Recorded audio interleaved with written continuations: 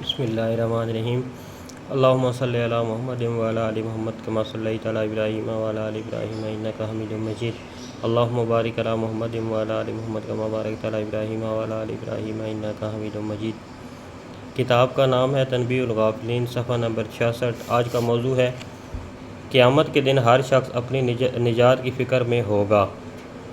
حضرت عمر رضی اللہ عنہ کی ایک روایت ہے، ایک مرتبہ جب مسجد میں پہنچے تو وہاں کعب ابن احبار رضی اللہ تعالی عنہ درس حدیث دے رہے تھے۔ حضرت عمر رضی اللہ عنہ نے ان سے گزارش کی، کچھ قیامت کے متعلق بتائیے۔ حضرت کعب رضی اللہ عنہ نے بیان کیا، خدا اللہ کے کچھ فرشتے ایسے ہیں کہ جب سے انہیں پیدا کیا گیا ہے اسی روز سے وہ اللہ کے سامنے ہاتھ باندھے جیسے ہم نماز میں ہاتھ باندھ کر کھڑے ہوتے ہیں کھڑے ہوئے ہیں، ان کی کمر کبھی نہیں جھکی۔ کچھ فرشتے سجدے میں پڑے ہیں، انہوں نے کبھی سر نہیں اٹھایا۔ جب سور پھونکا جائے گا وہ یہ کہتے ہوئے سر اٹھائیں گے، اے اللہ تیری ذات ہر عیب سے پاک ہے اور تو ہی ہر طرح کی تعریف کے لائق ہے، ہم تیری عبادت و بندگی کا حق ادا نہ کر سکے، اور سچی بات یہ ہے کہ تیری عبادت و بندگی کا حق کوئی بھی ادا نہیں کر سکتا۔ بخدا اس روز جہنم سے ایسی خوفناک آواز چنگھاڑ نکلے گی جسے سن کر نبی اور شہید بھی اپنے گھٹنوں پر رکوع کی حالت میں جھک جائیں گے، اللہ اکبر۔ اور ہر نبی، ہر صدیق اور ہر شہید یہ دعا کرے گا، اے پروردگار میں تجھ سے صرف اپنی نجات کی بھیک مانگتا ہوں۔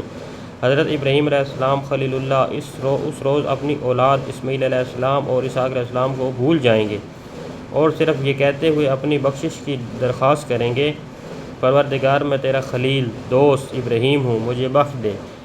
اس کے بعد حضرت کعب رضی اللہ عنہ نے حضرت عمر رضی اللہ عنہ سے فرمایا، اے خطاب کے بیٹے، اس روز کسی کے پاس 70 نبیوں کے برابر بھی نیک عمل ہوں گے تب بھی اسے یہ امید نہ ہوگی کہ نجات پا جائے گا، اللہ اکبر۔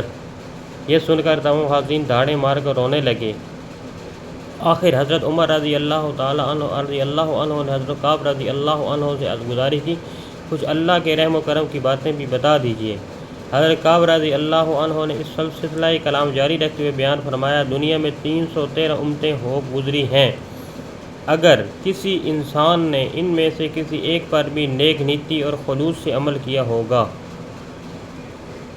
اللہ تعالیٰ اس کی بخشش فرما کر اسے جنت میں داخل کر دے گا۔ بخدا اگر تمہیں اللہ کی رحمت کا اندازہ ہو جائے تو عبادت میں سستی برتنے لگو گے۔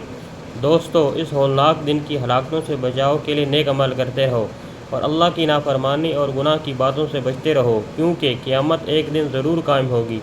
اگر آج ہم نے اس کے لیے تیاری نہ کی تو ہمیں اپنی زندگی کے ضائع ہونے پر رنج و افسوس کے سوا کچھ حاصل نہ ہوگا۔ اللہم صلی علی محمد وعلی آل محمد کما صلیت علی ابراہیم وعلی آل ابراہیم انک حمید مجید۔ اللہم بارک علی محمد وعلی آل محمد کما بارکت علی ابراہیم وعلی آل ابراہیم